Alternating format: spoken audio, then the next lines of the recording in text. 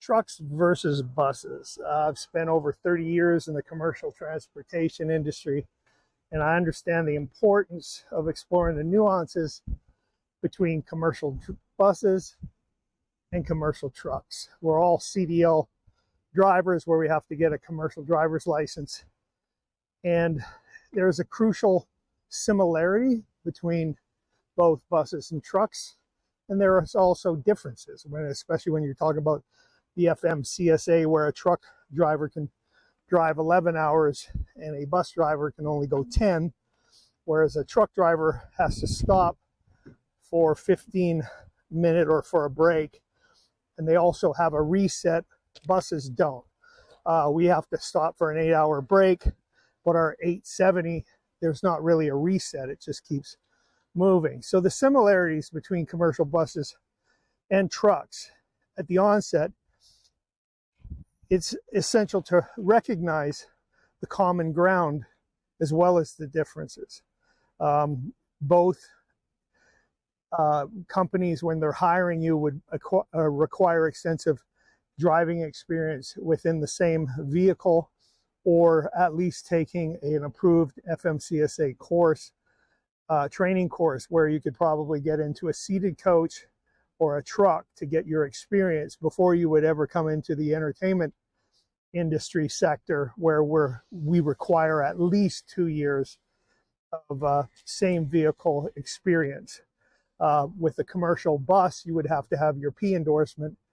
It could be a Class B, but with entertainer buses pulling trailers that are sometimes 12,000 pounds or more, because of the combination weight, you would need a Class A in order to pull that kind of tour with a bus and a trailer.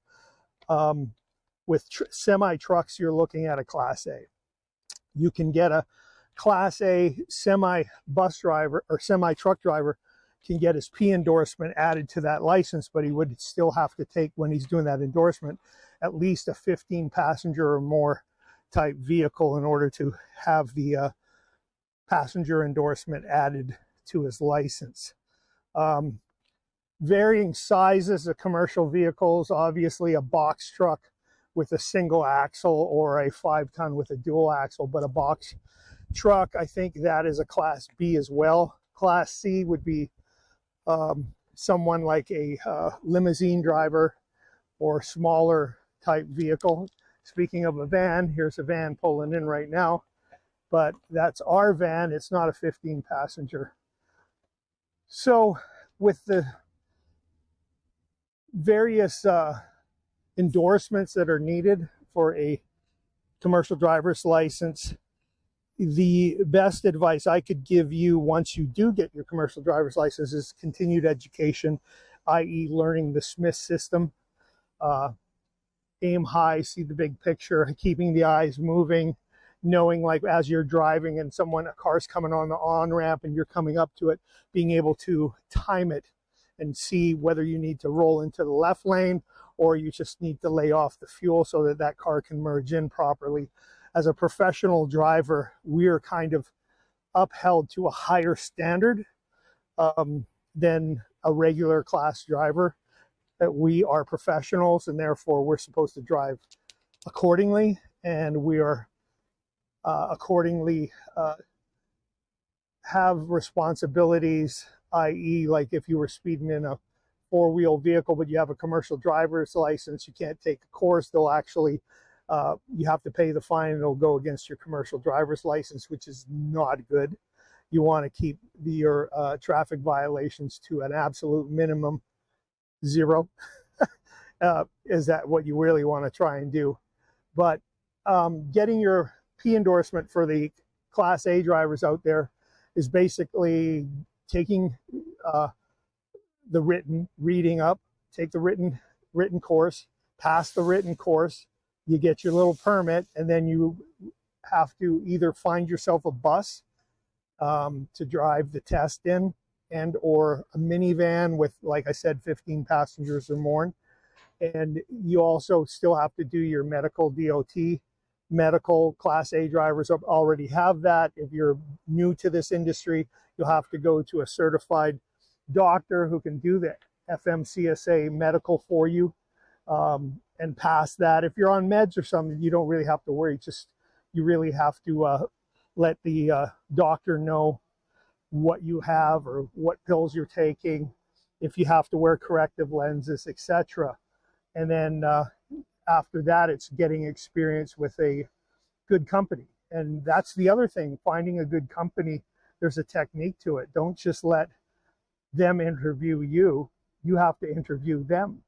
And as you go to that higher level of service and performance, know your value and stand up for your value. If you're ready to move to a different company or something else, again, do your research, and that's okay. But also know if you have it good, then, and you have the opportunity to advance or move up, or maybe even move into dispatch or some management position, you can decide whether you want to do it or not. It's not always, the grass ain't always greener on that side either. Sometimes, like I'm in the office now, and I've done a couple of co-drives, and I actually missed the road. I missed that office window changing, and was up in Colorado recently, and I forgot how beautiful our country is. When you're in an office in front of 3 screens or someone banging on the window over there, it's all good. And having good maintenance people like we did right there, who's fixing, cleaning up the bus, doing getting that bus ready for tour. It's going on a big one. It's the people. It's not always how much you're getting paid or the money. I mean, it's important. And in our industry, it's pretty much standard across the board. Like the wages and the salaries and what you get paid, pretty similar from company to company. It might be a little nuances, getting extra overdrives or extra things like that, but it's not always what it's cut out to be, because it's about the people. Sometimes, you may work for a company that doesn't have that high salary, but has a great support team. The equipment's amazing and rarely breaks down. And when it does, there's someone jumps on it, and you have somebody that's got your six and got your back. And that's huge, as opposed to maybe getting paid a little more, but you being responsible for all the breakdowns and being responsible for all the delays and all that other kind of stuff.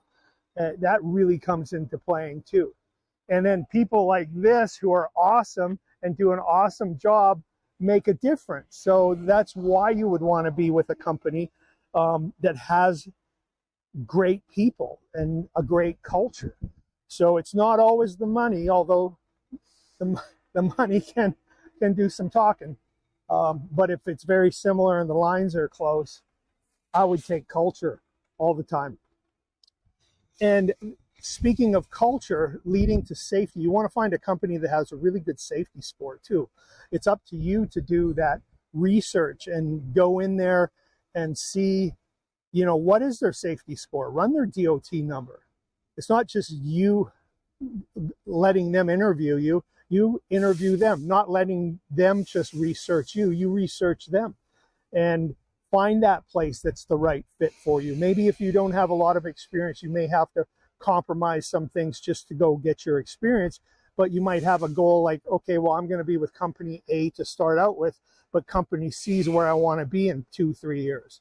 Well, then you roll and work, and you have a goal, and you work your way into that, and you learn and you research and you watch these videos and learn more, and always absorb like a sponge. And that way you can get yourself into a higher level of performing. And since I mentioned the word safety, your pre-trip and your post-trips are so important. And I was thinking about this while I was driving down here from Union, Kentucky down to Nashville to come into the office.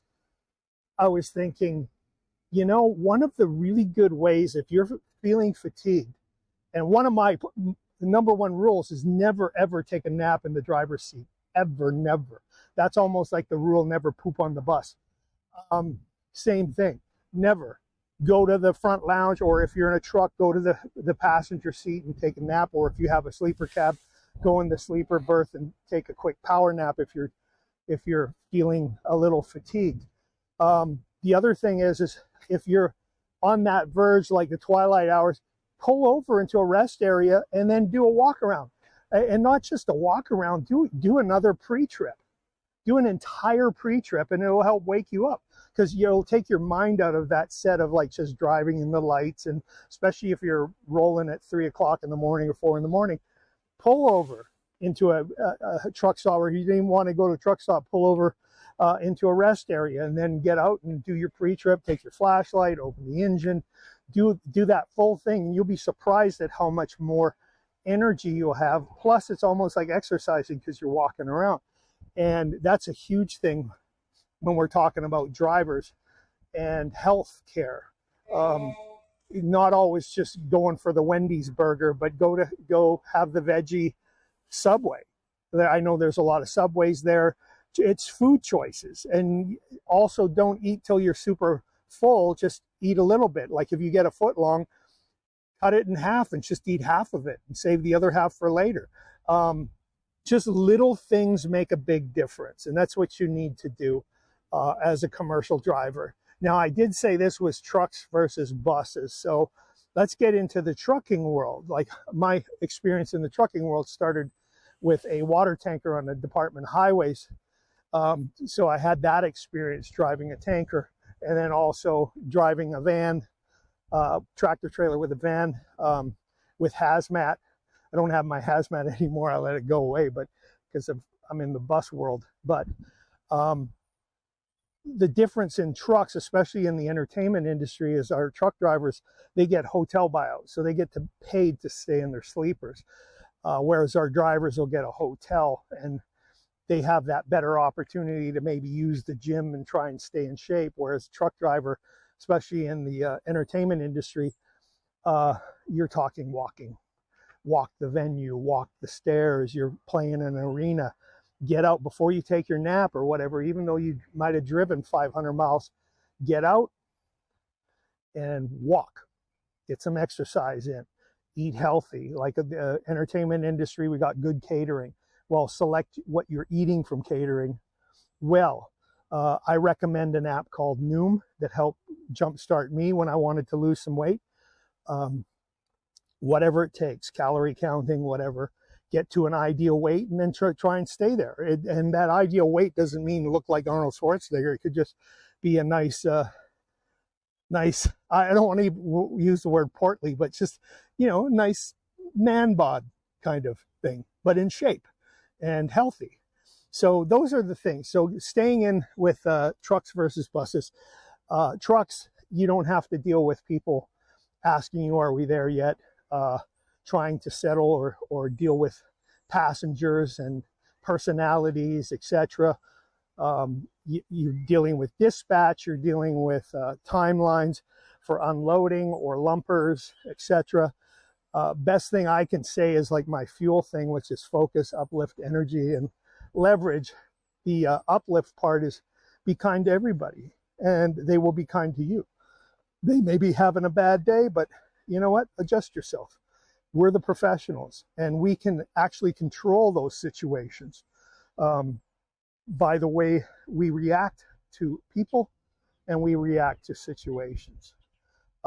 Situations like weather, don't get frustrated or upset. If you got a storm pattern moving in, adjust yourself if you have to stop, or if you got to put on chains, etc. Don't get upset about it. Just make a decision whether it's safe to do so or not. And then just stand by your decision. Truck drivers, they have the opportunity to probably vary off of their selected routes, where we don't as much.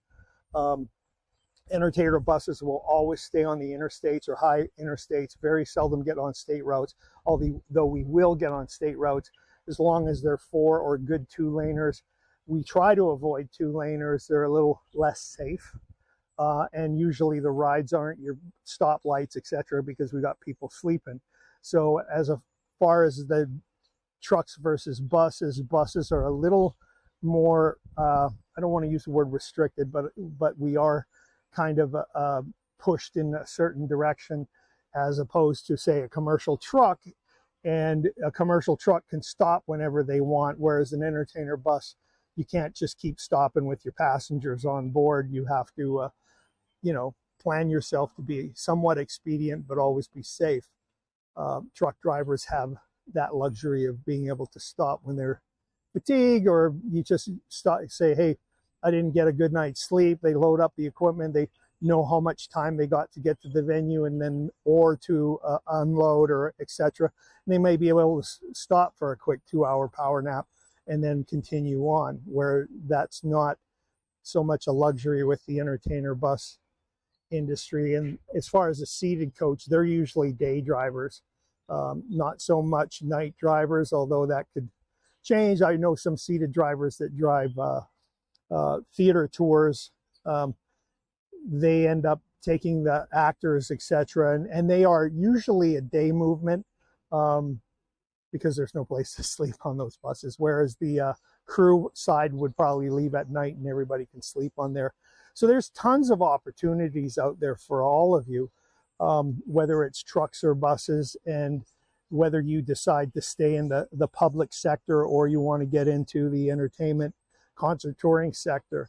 The big thing is experience, learning your equipment, being safe, learning your body, and being able to look after yourself, because the more you look after yourself, the better performer you will be at your job, and the better person you'll be to be around, including your family, etc. So I ultimately encourage you to become a commercial driver, bus driver, or truck driver.